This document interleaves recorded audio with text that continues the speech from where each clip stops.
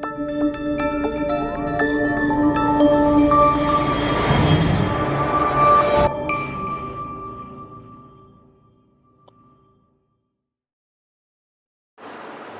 రాష్ట్రపతి యొక్క అత్యవసర అధికారాలు లేదా అసాధారణ అధికారాలు. భారత రాష్ట్రపతి సాధారణంగా అంటే జనరల్గా తన డ్యూటీలో కార్యనిర్వాహకపరమైనవి, శాసనపరమైనవి, ఆర్థికపరమైనవి, న్యాయపరమైనవి, సైనికపరమైన అధికారాలని కలిగి ఉంటారు అతను. అవి సాధారణ అధికారాలు. కానీ కొన్ని ప్రత్యేకమైన పరిస్థితుల్లో తన అసాధారణ అధికారాలని కూడా అతను కలిగి ఉంటారు. అవి భారత రాజ్యాంగంలో 18వ భాగంలో చెప్పడం జరిగింది. భారత రాజ్యాంగంలో 18వ భాగంలో ఆర్టికల్ 352 నుంచి 360 వరకు ఉండే అధికరణలో అతని యొక్క అత్యవసర అధికారాల గురించి ప్రస్తావించడం జరిగింది. ఇక్కడ 18వ భాగం 352 నుంచి 360 వరకు ఉండే అధికరణలు. సో మరి భారత రాష్ట్రపతి యొక్క అత్యవసర అధికారాలు ప్రధానంగా 3 రకాలు. ఆర్టికల్ 352 ప్రకారం జాతీయ అత్యవసర పరిస్థితి, నేషనల్ ఎమర్జెన్సీ. ఆర్టికల్ 356 ప్రకారం రాష్ట్రాలలో రాష్ట్రపతి పాలన అంటే రాష్ట్రాల్లో ఎమర్జెన్సీ. ఆర్టికల్ 360 ప్రకారం ఆర్థిక అత్యవసర పరిస్థితి. సో 352 ఏమో జాతీయ అత్యవసర పరిస్థితి, 356 ఏమో రాష్ట్రాల్లో రాష్ట్రపతి పాలన, 360 ఏమో ఆర్థిక అత్యవసర పరిస్థితి గురించి చెబుతుంది. ఇందులో ఫస్ట్ వన్ జాతీయ అత్యవసర పరిస్థితి. సో ఆర్టికల్ 352 ప్రకారం జాతీయ అత్యవసర పరిస్థితిని విధించే అధికారం భారత రాష్ట్రపతికి కలదు. మరి భారత రాష్ట్రపతి ఆర్టికల్ 352 ప్రకారం 2 రకాలైన జాతీయ అత్యవసర పరిస్థితులను విధిస్తారు. 2 రకాలైనవి.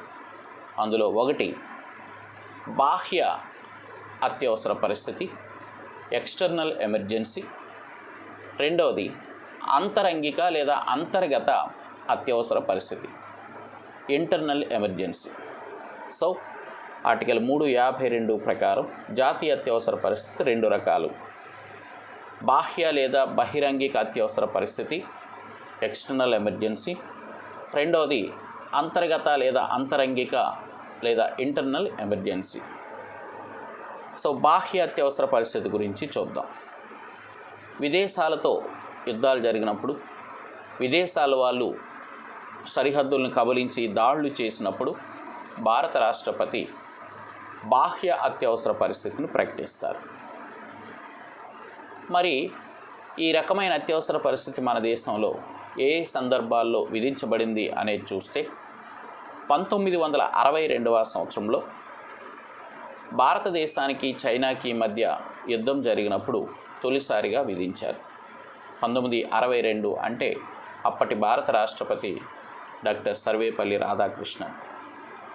ఆయన టైంలో 1962లో ఎక్స్టర్నల్ ఎమర్జెన్సీ అంటే బాహ్య అత్యవసర పరిస్థితిని అదే తొలిసారి, ఎక్స్టర్నల్ ఎమర్జెన్సీ కూడా తొలిసారి 1962లో చైనాతో యుద్ధం సమయంలో విధించారు. మరలా 1965వ సంవత్సరంలో పాకిస్తాన్కి భారతదేశానికి మధ్య యుద్ధం జరుగుతుంది. ఈ సందర్భంలో ప్రత్యేకంగా మళ్ళీ ఎక్స్టర్నల్ ఎమర్జెన్సీ అనేది అనౌన్స్ చేయలేదు. 1962లో ప్రకటించిన బాహ్య అత్యవసర పరిస్థితే దాదాపు 1968 వరకు కూడా కొనసాగుతుంది. మళ్ళీ అక్కడ 65లో మళ్ళీ కొత్తగా ప్రవేశపెట్టే విధానం ఏది లేదు. సో కాబట్టి తొలిసారిగా బాహ్య అత్యవసర పరిస్థితి 1962 నుంచి 1968 వరకు విధించబడింది. 1962లో చైనాతో యుద్ధం సందర్భం, 1965లో పాకిస్తాన్తో యుద్ధం సందర్భం. ఇక రెండవసారి 1971వ సంవత్సరంలో బంగ్లాదేశ్ విషయమై పాకిస్తాన్కి భారతదేశానికి మధ్య యుద్ధం వచ్చింది. ఆ యుద్ధ సందర్భంలో కూడా 71లో సెకండ్ టైం బాహ్య అత్యవసర పరిస్థితిని ప్రకటించారు. సో కాబట్టి ఇక్కడ గమనిస్తే మన దేశంలో బాహ్య అత్యవసర పరిస్థితి 2 సందర్భాల్లో విధించారు, 2 సార్లు విధించారు. 1962 నుంచి 1968 వరకు తొలిసారి, 1971లో రెండవసారి. తొలిసారి ఏమో చైనాతోనూ పాకిస్తాన్తోనూ యుద్ధం జరిగిన సందర్భం, రెండవసారి బంగ్లాదేశ్తో యుద్ధం జరిగిన సందర్భంలో ఎమర్జెన్సీని విధించడం అనేది జరిగింది, ఎక్స్టర్నల్ ఎమర్జెన్సీని. రైట్.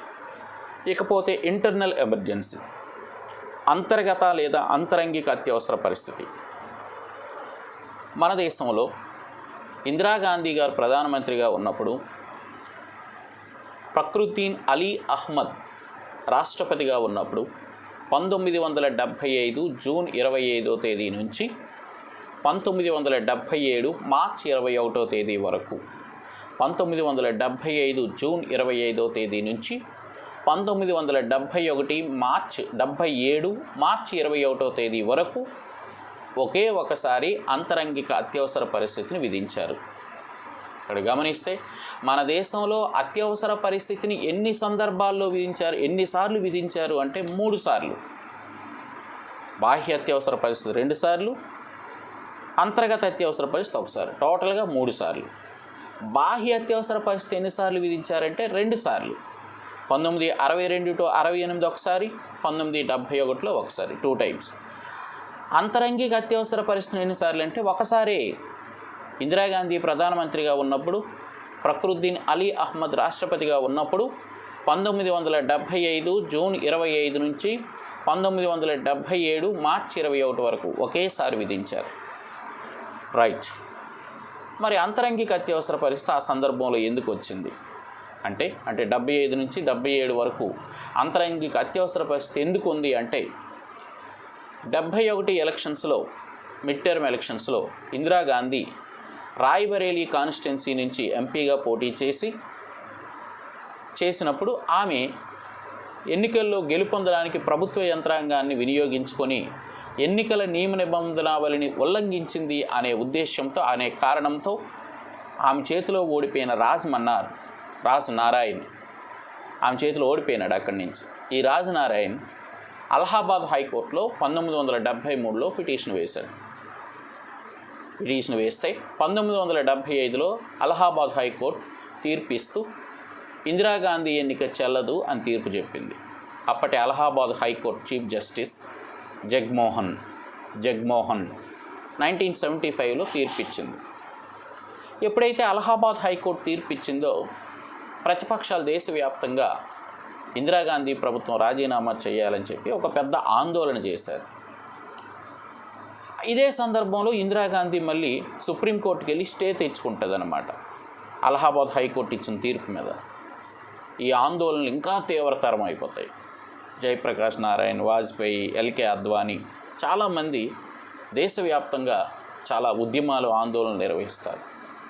ఇలాంటి సందర్భంలో ఇందిరాగాంధీ దేశంలో నా పరిపాలనకు ఎవరు సహకరించట్లేదు, పరిపాలన ఇబ్బందికరంగా ఉంది అని చెప్పి ఇంటర్నల్ ఎమర్జెన్సీని ప్రకటిస్తుంది.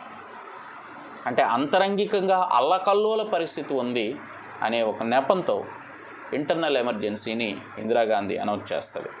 1975 జూన్ 25 నుంచి 1977 మార్చి 21 వరకు అప్పటి రాష్ట్రపతి ఫక్రుద్దీన్ అలీ అహ్మద్ ఇందిరాగాంధీ చెప్పిన మాట ప్రకారం ఇంటర్నల్ ఎమర్జెన్సీని అనౌన్స్ చేస్తారు. సో అది ఆ విధంగా ఇంటర్నల్ ఎమర్జెన్సీ మన దేశంలో జరుగుతుంది. సో ఇది ఎమర్జెన్సీకి సంబంధించి తొలి వీడియో. రెండో వీడియోలో నెక్స్ట్ భాగం చూద్దాం.